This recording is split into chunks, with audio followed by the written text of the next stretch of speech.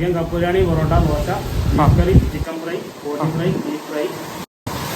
പിന്നെ സ്പെഷ്യലായിട്ട് കപ്പ് ബിരിയാണി പൊറോട്ടയാണ്.